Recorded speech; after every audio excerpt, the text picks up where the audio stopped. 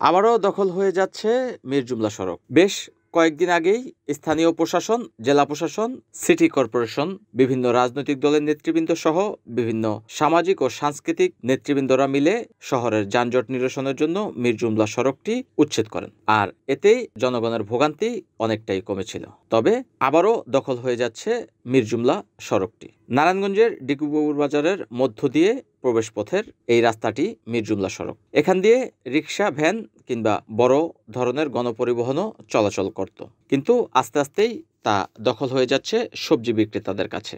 সবজি সহ মাছ, নানান ধরনের নিত্য প্রয়োজনীয় পণ্য এই রাস্তার উপর রেখে বিক্রি করেন এখানকার মানুষ।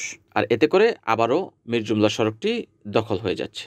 তবে নগরবাসী বলছেন, এখনই প্রশাসনের আবারও উদ্যোগ নেওয়া দরকার বলে মনে করেন সাধারণ মানুষ।